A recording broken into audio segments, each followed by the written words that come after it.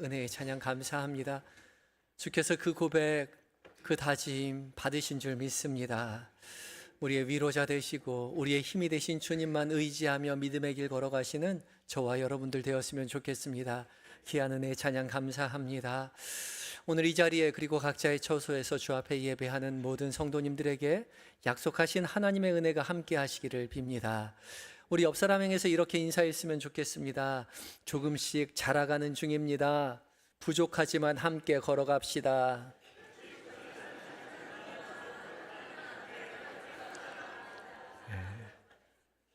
조금씩 자라간다고 그랬더니 우리 권사님들이 조금씩 늙어가는 건 맞는데 내가 뭐 자라가나 하지만 우리의 믿음은 조금씩 자라가는 거죠. 우리 모두는 그리스도를 향해서 조금씩 성장하는 과정 가운데 있습니다.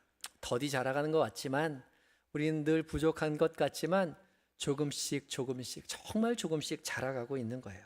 끝까지 격려하며 함께 걸어갔으면 좋겠습니다. 함께 걸어갈 수 있는 믿음의 가족이 이렇게 같이 있다는 것이 얼마나 큰 힘이 되는지 모릅니다. 저에게도 여러분들이 큰 힘인 것 같아요. 한 걸음 한 걸음 믿음의 공동체 되어서 함께 격려하고 의지하면서 자라가는 여러분과 저가 되었으면 좋겠습니다. 오늘 봉독한 이제 고린도 전서의 말씀은요, 바울이 고린도 교회에 보낸 편지이죠. 바울은 이 편지에서 자신이 사도로서 어떻게 살아가게 되었는지를 자세히 소상하게 설명하고 있습니다. 바울은 초대교회 당시 가장 활발하게 복음을 전파하였던 사도 중에 한 사람이었죠.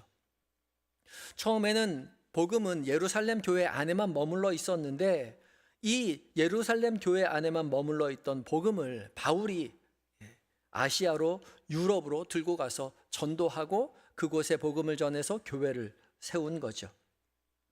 바울은 이 모든 일을 위해서 평생을 다 바쳤습니다. 헌신하며 다녔어요. 그런데 이렇게 모든 것을 다 내어 희생하면서도 바울은 내가 나된 것이 하나님의 은혜다, 그렇게 고백하고 있죠. 바울은 왜 그런 고백을 하는 걸까요? 그 고백이 우리에게 어떤 의미가 있을까요? 바울의 이 고백이 오늘 이 자리 예배하는 우리에게 무엇으로 다가와야 할까요? 오늘 함께 말씀을 묵상하며 은혜를 나눠보려고 합니다. 첫 번째 우리가 기억해야 할 것은요, 내가 나 되었다는 바울의 이 고백은요, 내가 부름받은 것이 곧 하나님의 은혜라는 고백입니다. 함께 읽어볼까요? 시작. 내가 부름받은 것이 하나님의 은혜입니다. 바울은 내가 부름받은 것 그 자체가 이미 하나님의 은혜라고 고백하고 있어요. 고린도전서 15장 8절의 말씀을 함께 읽어봅니다.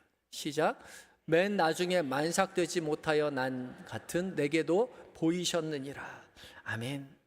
이 말씀은 바울이 부활하신 예수 그리스도를 만난 것을 설명하는 부분 가운데 말씀한 겁니다.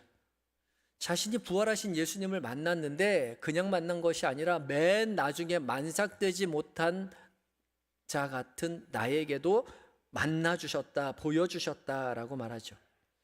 자신이 부활하신 예수님을 만나긴 만났는데 맨 나중에, 맨 꼴찌로 만났다는 거예요. 헬러사용으로도 모든 사람 중에 마지막이라고 표현했습니다. 이 마지막이라는 단어를 문장의 맨 앞에 두어서 강조하고 있어요. 내가 마지막 만난 사람이라는 거예요. 바울의 이 표현은 자기가 시간상으로 예수님을 만난 사람 중에서 맨 마지막 사람이라고 표현한 것일 수도 있지만 중의적으로 내가 예수님 만난 사람 중에서 가장 부족하고 작은 사람이라고 표현한 것이기도 하죠. 그래서 바울은 자신을 만삭되지 못하여 난 자 같은 나라고 덧붙여서 표현합니다. 이 문장에서 눈여겨볼 점은요, 이 만삭되지 못하여 난 자라는 이 문장 앞에 정관사 토가 붙어 있다는 거예요. 일반적으로 정관사가 붙으면 특정한 대상만을 지칭하는 명칭이 되죠. 성경책, 그러면 여러분도 성경책 가지고 있고 저도 성경책 가지고 있는데 제가 이 성경책이라고 정관사를 붙여놓게 되면 다른 성경책 말고 제가 가진 이 성경책을 말하는 겁니다.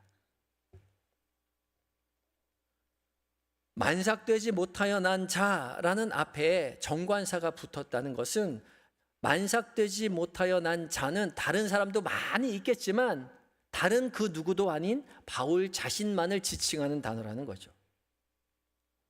일부 학자들은 이 만삭되지 못하여 난 자라는 표현이 바울 스스로 만들어낸 표현이라고 하지 않습니다. 그게 아니라 바울을 적대시하고 바울을 조롱하던 사람들이 바울을 폄하해서 불렀던 바울의 별명이었다라고 말하는 사람들이 있어요. 그러니까 바울 싫어하는 사람들이 바울을 보고서 저 만삭되어 나지도 못한 저 사람이라고 하는 거죠. 원래는 바울은 예수님 핍박하던 사람이었고요. 이런 과거의 행적 때문에 바울이 사도라고 불리우는 거에 대해서 의심을 가진 사람이 있었죠. 사도의 진정성을 의심하고 또한 심지어 피하기까지 했습니다.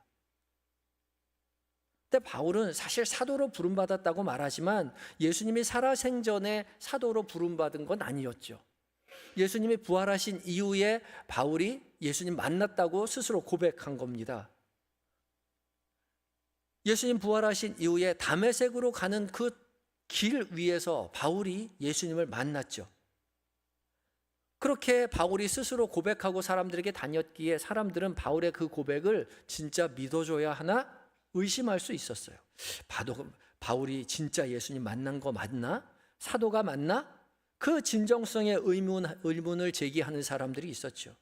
그런 의미로 바울을 만삭되지 못하여 난 자라고 폄하해서 불렀던 겁니다. 그런데 바울은 자신을 폄하해서 불렀던 이 표현을 지금 그대로 자신이 스스로 인용해서 나는 만삭되지 못하여 난 자 같은 나에게도 주님이 나를 보여주셨다, 만나주셨다 그렇게 말하고 있는 거죠. 당신들이 날 만삭되지 못하여 난 자라고 조롱하지요? 맞아요. 나는 만삭되어 나지 못한 그런 부족한 사람입니다. 맨 꽁지의 사람이에요. 맨 마지막에 그래서 주님이 날 만나주셨어요. 그럼에도 나는 주님을 만난 사도가 분명합니다. 그렇게 말하고 있는 거죠. 자신이 이렇게 부족한 자라는 것을 겸손하게 인정하는 데에는 그 이유가 분명히 있었습니다. 9절 말씀 함께 읽어볼까요? 시작. 나는 사도 중에 가장 작은 자라. 나는 하나님의 교회를 박해하였으므로 사도라 칭함받기를 감당하지 못할 자니라. 아멘. 사람들이 다 조롱하고 너는 만삭되지 못하여 난 자 같은 사람이다라고 조롱했는데 다른 사람들만 그렇게 생각한 게 아니라 바울 자신도 스스로 그렇게 생각했던 거죠. 나는 사도들 중에 가장 작은 자라고요.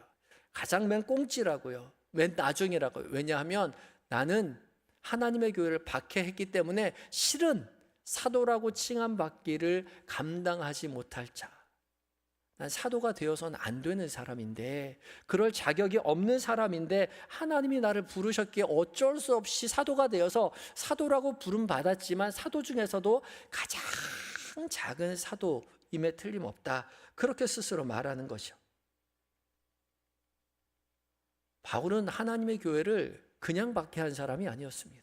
정말 극렬하게 하나님의 그 교회를 박해하며 다녔던 사람이죠. 바울이 처음 등장했던 것이 스데반 집사를 돌로 쳐 죽이는 장면입니다. 초대교회의 7집사 중에 한 사람이었던 스데반 집사를 돌로 쳐 죽이는 데에 그곳에 앞장서서 자신의 옷을 벗어서 증인으로 선 사람이었죠. 그랬기 때문에 바울은 자기가 사도라고 불리우는 것에 대한 늘 부족함을 깨닫고 있었습니다. 그래서 가장 작은 자, 꼴찌라고 얘기하는 거죠. 그리고 나서 바울은 10절에서 이렇게 고백합니다. 10절입니다. 시작. 그러나 내가 나된 것은 하나님의 은혜로 된 것이니 내게 주신 그의 은혜가 헛되지 아니하여 내가 모든 사도보다 더 많이 수고하였으나 내가 한 것이 아니요 오직 나와 함께 하신 하나님의 은혜로라. 아멘. 그러나 나는 사도가 되기에 너무나도 부족한 것을 내 스스로 너무나 잘 아는데 그렇지만 주님이 나를 불러서 사도로 세우셨다는 거죠. 그래서 나의 나된 것은 내 스스로 자격이 있어서가 아니라 하나님의 은혜로 된 것이다 라고 고백하는 거죠. 부름받은 그 자체가 하나님의 은혜라는 겁니다. 이 은혜는 카리스인데요, 선물이라는 뜻이에요. 호의로 준 선물, 아무런 무조건적인 물론 조건이 없이 준 선물이 카리스, 은혜인 거죠. 은혜는 어떤 사람의 노력이나 자격으로 얻어지는 것이 아니죠. 하나님께서 무조건 조건 없이 주시는 것, 선물이 바로 은혜입니다. 그래서 바울이 사도가 된 것도 은혜로 받았어요. 그런 조건이나 자격이 되지 않는 걸 스스로도 너무나 잘 압니다. 그럼에도 불구하고 주님이 은혜로 주셨으니 은혜로 받은 그 선물 기쁘게 받아들고 살아왔다는 거죠. 바울만 하나님의 은혜로 사도가 된 것이 아니었습니다. 오늘 복음서의 말씀의 주인공이었던 베드로 역시 제자로서의 역할을 감당하기엔 턱없이 부족한 사람이었는데 하나님이 제자로 예수님께서 부르시죠. 오늘 봉독한 누가복음 5장 1절부터 11절까지의 말씀은 이제 베드로가 예수님의 제자로 부름받는 그 장면이죠.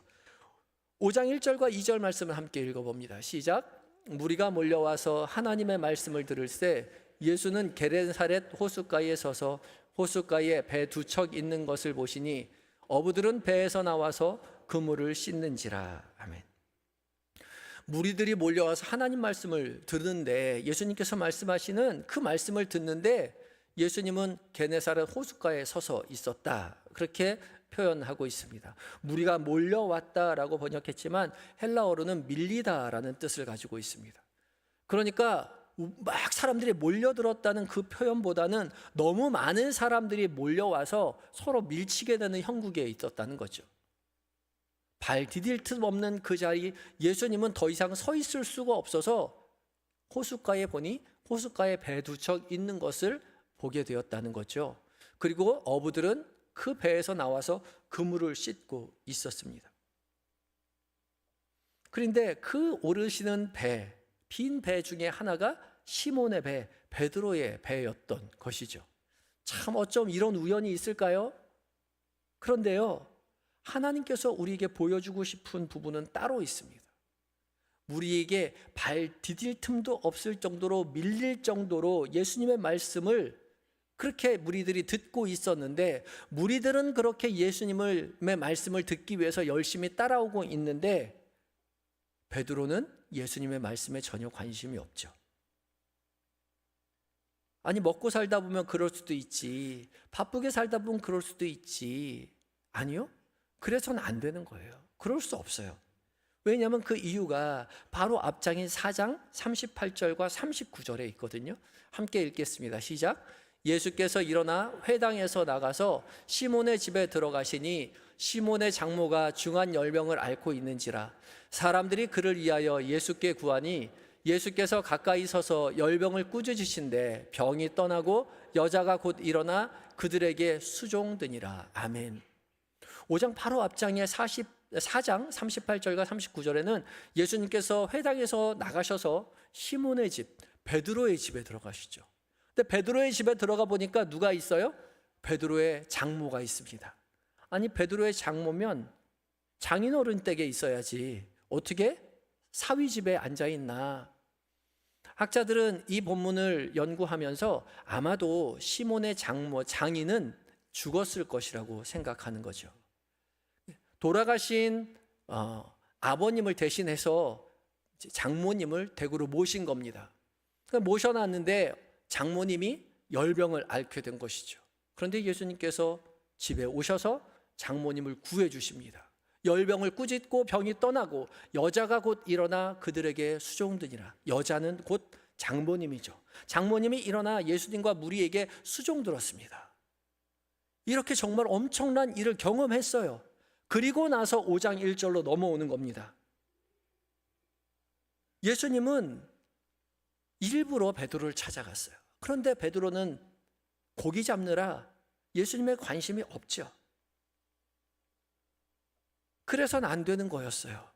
우리가 생각할 때 우리 장모님을 고쳐주신 그 예수님이라면 아유, 어서 오십시오, 이 배에 오르십시오, 그렇게 버선발로 쫓아가서 맞이해야 될 거 아닙니까? 근데 그렇게 하지 않았다는 거죠. 예수님은 일부러 베드로의 배로 찾아가셔서 베드로를 만나시고 베드로에게 깊은 곳에 가서 그물을 내려 고기를 잡으라 말씀하시죠. 베드로는 예수님께 말합니다. 선생님, 저희가 밤새도록 수고하였어도 잡은 것이 없지만은 말씀에 의지하여 그물을 내리겠습니다. 선생님, 좋은 선생님입니다. 우리 장모님 고쳐주신 훌륭한 선생님이에요. 선생님 말씀하시니까 제가 그물을 내리겠습니다 라고 말했을 때 엄청나게 많은 물고기를 잡았죠. 밤새 허탕을 쳤던 베드로였는데 그토록 염원하던 물고기를 그물이 찢어지게 잡았는데 베드로는 더 이상 그 물고기에 두 눈을 두지 않았습니다. 베드로의 관심은 전혀 다른 곳에 있었죠. 예수님 앞에 나아가 대답합니다. 8절입니다. 함께 읽어봅니다. 시작. 시몬 베드로가 이를 보고 예수의 무릎 아래에 엎드려 이르되 주여 나를 떠나소서 나는 죄인이로소이다. 아멘. 주여 나를 떠나소서. 이제 선생님이 아닙니다. 우리 장모님 고쳐주신 훌륭한 선생님이 아니라 주님이라고 고백하는 것이죠. 그리고 나를 떠나소서 나는 죄인입니다. 자신의 부족함을, 자신의 연약함을, 불충함을 고백하고 있는 거예요. 그런데 그 부족한 베드로를 예수님은 제자로 삼아주시죠. 그렇게 본다면 예수님께서 베드로를 부르신 것도 베드로가 무슨 제자의 자격이 있어서 부른 것이 아니라 베드로는 전혀 관심도 없었는데 예수님이 친히 찾아가셔서 그 장모를 고쳐주시고 그토록 염원하던 물고기를 잡게 하셔서 주님으로서 고백하게 하셨다는 거죠. 턱없이 부족한 사람을 사도로, 제자로 부르시는 주님의 은혜가 있었습니다. 불러주신 것만으로도 이미 하나님의 은혜인 것이죠. 우리도 마찬가지이죠. 우리는 주님의 사랑받는 자녀라고 불리기에는 턱없이 부족한 사람들 아닙니까? 우리가 어떻게 성도라고 거룩한 백성이라고 그렇게 말할 수 있겠습니까? 우린 부족한 존재들이에요. 그런데도 불구하고 주님이 우리를 불러주셨습니다. 주님이 불러주셨기에 이 자리에 모여 있어요. 주님이 불러주셨으니 주님을 만나야 합니다. 우리가 주님을 만나지 않으면 우리는 주님을 좋은 선생님, 좋은 말씀 전해주시는 선생님에 불과한 거예요. 그러나 우리가 주님을 만날 때에 우리는 이 모든 것이 하나님의 은혜라고, 하나님의 선물이라고 믿음으로 고백할 수 있는 것이지요. 에베소서 2장 8절을 함께 읽어봅니다. 시작. 너희는 그 은혜에 의하여 믿음으로 말미암아 구원을 받았으니 이것은 너희에게서 난 것이 아니요 하나님의 선물이라. 아멘. 우리가 예수님을 주님이라고 고백하는 것, 우리가 주님 앞에 예배하는 것, 우리가 구원을 얻었다고 믿음으로 고백하는 것, 그 모든 것이 우리의 다짐이 아니라, 우리의 노력이 아니라, 우리의 자격이 아니라 오직 하나님의 은혜라는 거죠. 하나님의 선물입니다. 그것을 믿음으로 고백할 수 있어야 해요. 예수님을 만나기 전까지 모릅니다. 내가 얼마나 자격이 없는 자인지, 부족한 자인지, 죄 많은 자인지. 그러나 만나보면 아는 거죠. 이 모든 것이 하나님의 은혜라는 사실을요. 주님이 그것을 깨닫게 하시기 위해서 우리 모두를 불러주셨습니다. 불러주신 주님을 만나시는 여러분들 되시기 바랍니다. 은혜로 부름받은 우리 모두 하나님의 은혜를 깨닫고 그것이 하나님의 은혜라고, 선물이라고 감사하며 기쁨으로 주님을 따라 나서시는 저와 여러분이 되시기를 예수 그리스도의 이름으로 축복합니다. 두 번째, 우리가 기억해야 할 것은요, 내가 나된 것이라는 이 바울의 고백은요, 내가 힘써 수고하는 것조차 하나님의 은혜라는 말입니다. 함께 읽어볼까요? 시작. 내가 힘써 수고하는 것이 하나님의 은혜입니다. 고린도전서 15장 10절 말씀 다시 한번 읽어봅니다. 시작. 그러나 내가 나된 것은 하나님의 은혜로 된 것이니 내게 주신 그의 은혜가 헛되지 아니하여 내가 모든 사도보다 더 많이 수고하였으나 내가 한 것이 아니요 오직 나와 함께 하신 하나님의 은혜로라. 아멘. 바울은 자기 자신이 꼴찌라는 걸 너무나 잘 알고 있었죠. 자격이 없이 부족한 사람이라는 걸 너무나 잘 알고 있었기 때문에 다른 사도들보다, 다른 제자들보다 훨씬 더 열심히 살았습니다. 주님 나를 부르셨기에 내게 주신 그 은혜가 헛되지 않도록 다른 사도보다 더 많이 수고했죠. 부족하다고 느꼈기 때문에 부끄럽지 않도록 더 열심히 달려간 거예요. 그 열심히 달려간 그 모든 수고가 하나님의 은혜였다고 고백하게 된 것이죠. 이 고백이 얼마나 소중한지 모릅니다. 열심히 달려가는, 주님을 향하여 달려가는 그 수고, 나의 다짐, 나의 노력, 나의 애씀이 하나님의 은혜라는 거죠. 사실 꼴찌였기 때문에 그렇게 안 할 수가 없었어요. 부족하다고 느꼈기 때문에 나를 부르신 주님을 생각할 때에 주님의 그 부르심에 부끄럽지 않기 위해서 다른 사도들보다 더 노력하지 않을 수 없었던 거죠. 부족한 것을 당연한 것이라고 여기고 누구보다 더 열심히 복음을 증거했기에 그 결과로 다른 사도들보다 훨씬 더 왕성하게 복음을 증거하는 사도가 되었던 거죠. 그리고 돌이켜보니 내가 이 아름다운 결과를 맺을 수 있었던 모든 결과물들의 중간중간의 자리마다 하나님이 함께 하셨다는, 하나님의 은혜였다는 그 고백을 하게 되는 것이죠.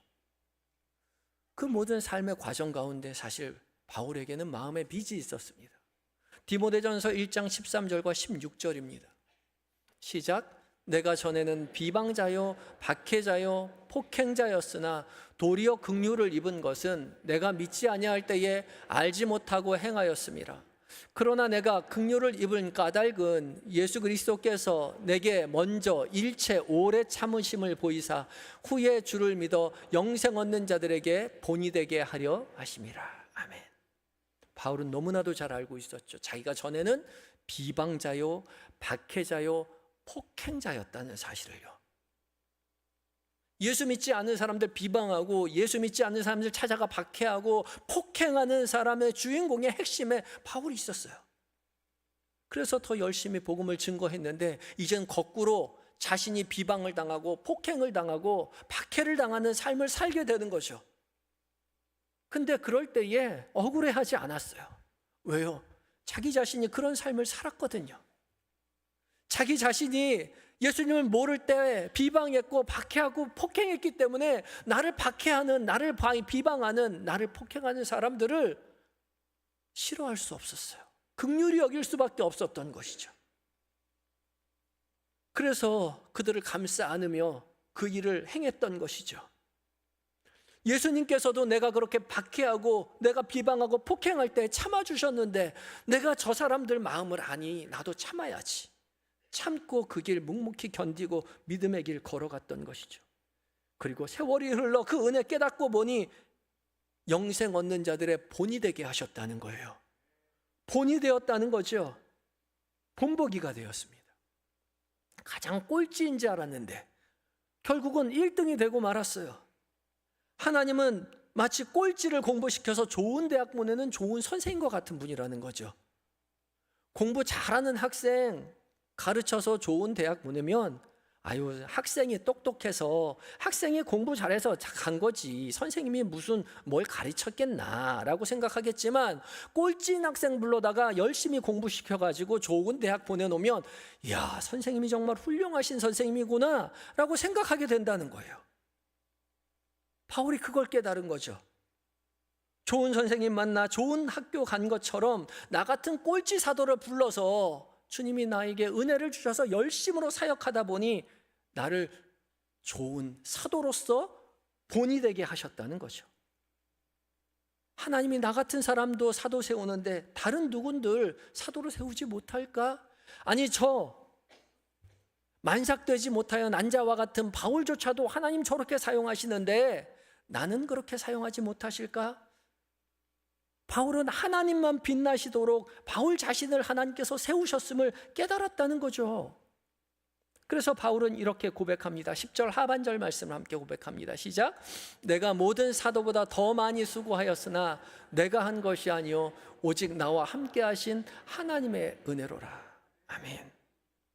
내가 꼴찌여서 부족해서 부끄럽지 않으려고 예수님께 미안하지 않으려고 더 열심히 수고하였는데 더 많이 수고하였는데 돌이켜보니 내가 한 모든 수고의 자리에 나와 함께 하여 주시는 하나님의 은혜를 경험하게 되었다는 거죠. 내 노력, 내 수고조차도 내 것이 아니라 하나님이 함께 하신 결과물이었다라고 믿음으로 고백하게 되는 거예요. 이 고백이 우리의 고백이어야 하겠죠. 주님은 우리를 부족한 자로 부르셨습니다. 연약한 자로 부르셨어요. 그러하기에 나같이 부족한 자를 불러 세우신 주님 앞에 부끄럽지 않도록 열심으로 섬겨내지만 섬김의 그 모든 자리 가운데 주님이 함께 하신다고요. 내가 부족하기에, 난 늦게 예수 믿었기에, 나는 예수 믿기 전에는 예수님을 그렇게 박해하였기에, 비방하였기에, 조롱하였기에 내가 더 열심히 주님을 믿어야겠다 수고하였는데, 그 수고하는 자리마다 하나님께서 은혜 주셨음을 고백하게 된다는 거죠. 주님은 그래서 부족한 우리를 부르신 겁니다. 그리고 우리를 믿음의 자리로 세워주신다는 것이죠. 봉사의 자리로, 수고의 자리로 이끌어 주신다는 거예요.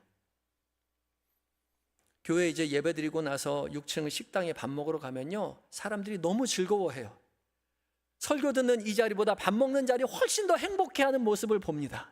저도 당연하다고 생각이 들어요. 그런데요, 식사하시면서 즐거워하시는 분들이 있고, 또 줄 서서 기다리면서 담소 나누셔서 즐거워하시는 분들이 있는데, 그 중에 식당 6층에서 가장 즐거워하고 행복해 하시는 분들은요, 주방에서 설거지 하시는 분들이에요. 한번 가서 보세요. 얼마나 행복하게 설거지 하시나. 나의 수고가 더 이상 수고가 아니라는 것을 믿음으로 고백하는 거예요. 즐겁게 행복하게 봉사하는 것이죠. 이 나의 열심, 이 나의 수고, 이 나의 노력이 주님의 은혜의 자리임을 고백하게 되는 것이죠. 그 일을 위하여 주께서 우리를 부르셨어요. 비록 예수 믿을 때 사람들이 나를 비방할 때 있어요. 사람들이 우리를 조롱할 때 있습니다. 우리가 다른 사람보다 더 수고로운 자리에 부름받을 때도 있어요. 억울한 일을 당할 때도 있어요. 그러나 우리가 기억해야 할 것은 주님이 우리를 기다려 주셨다는 겁니다. 우리를 오해하지 아니하시고 이해하시고 인내하시고 사랑으로 품어 안으시고 용서해 주셨으니 그 은혜에 감사해서 나도 곁에 있는 사람들을 용서하고 이해하고 받아주고 그 사람을 위해서 희생하고 조금 더 수고할 때에 그때는 몰랐는데 지나고 보니 그 자리가 하나님께서 부르신 은혜의 자리임을 고백하게 된다는 것이죠. 그렇게 우리는 자라가게 되는 것입니다. 사랑하는 한영의 성도 여러분, 나의 나된 것은 오직 하나님의 은혜입니다. 부족하지만 우리가 주님의 자녀로 부름받은 것 하나님의 은혜예요. 그리고 또 우리가 자녀로서 믿음의 길 걸어갈 때 부족하지만 우리가 인내하며 수고하며 누구보다도 열심으로 걸어가는 그 자리에 주께서 함께 하심이 은혜입니다. 은혜임을 고백하며 믿음의 길 걸어갈 때에 주님은 바울처럼 베드로처럼 우리를 사용하실 것입니다. 그 자리에서 나의 나된 것이 하나님의 은혜라고 믿음으로 고백하게 되시는 저와 여러분들 되시기를 예수 그리스도의 이름으로 축복합니다. 함께 기도하시겠습니다. 부족한 우리를 사랑으로 부르시는 주님,